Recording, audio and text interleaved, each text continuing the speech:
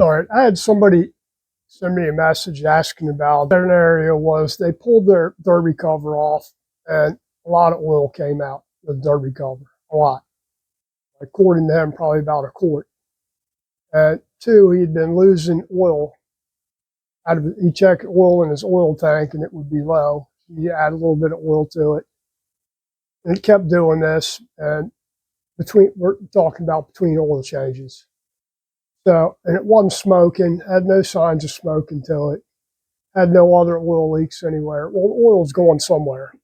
Usually what happens when you have a primary that's filling up, big twin or Sportster, either one, crankcase seal is usually the culprit.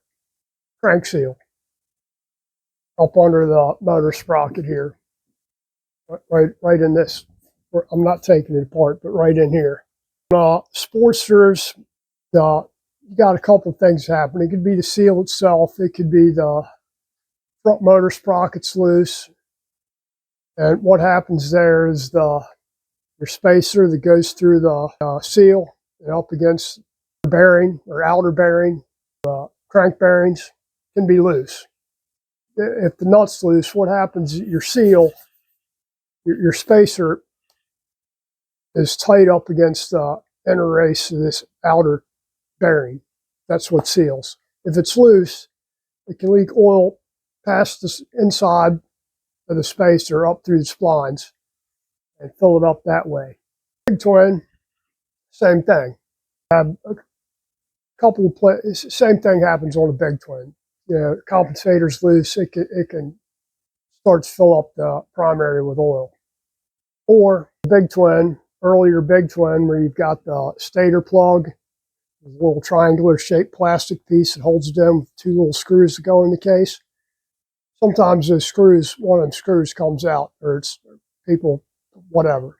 You're supposed to put blue Loctite on those things when you put them in, but it can leak out of there because those holes are drilled straight through the case. The other scenario is on, I think, 89 and earlier. Left side, where your sprocket bearings go, has a steel insert that's cast into the aluminum when they make the cases. It'd be pretty common if those things were, seal would come loose in the case.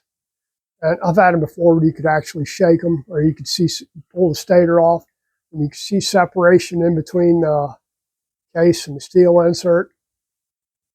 So what you do to test those, if you suspect the insert's loose, and this is only on earlier models now, is you pull off the gear case vent line, and I'm missing parts of this. Use a little adjustable air bleed there, so you can, a regulator, so you can set the pressure in the airline.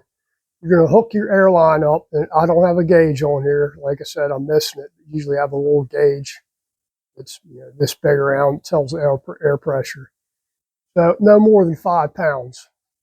So you're basically pressurizing the cases there. No more than 5 pounds of air. And then what you're going to do is you're going to look around here, and you can take some soapy water and spray around it to check it. If you see any bubbles, you know it's leaking there. Same thing with the insert. You pull the stator off so you can actually see, because the stator goes around the steel insert where it mounts to the cases. You spray around there. If you see any air bubbles in there, your steel insert's leaking.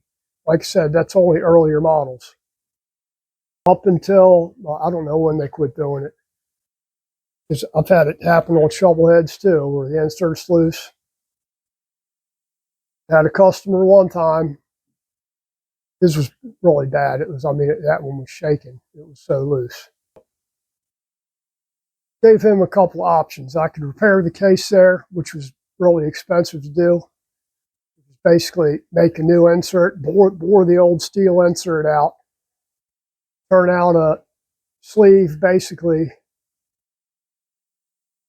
and heat the case up and press this new sleeve in there, and then line bore the cases so the sprocket shaft side matches the pinion side, and then line hone it, and the sun and hone, and then line lap it to make sure they're straight. But at that time, you could still get And we're not talking that far off. We're talking early 90s, 93, 94, 95, somewhere in there, where I contacted Harley because I needed a set of cases for the shovel head. What they were doing is I could still buy shovel head crankcases at the time. What they were doing is using the later die-cast cases for Evos, but the decks were slightly different and the bolt pattern was set for shovel head. So basically a set of Evo cases for a shovel head. And they were cheap. I mean, you're talking they were like $635 for a set of cases, which was perfect. And that's the way we went on that bike. Like I said, that was the worst one I ever seen. You could actually take that steel insert, and I wish I had one here to show you, but I don't have one here. You could actually take that insert and move it by hand, really easy. I mean, you could actually hear it clanking around in there. So just a couple of things to check there.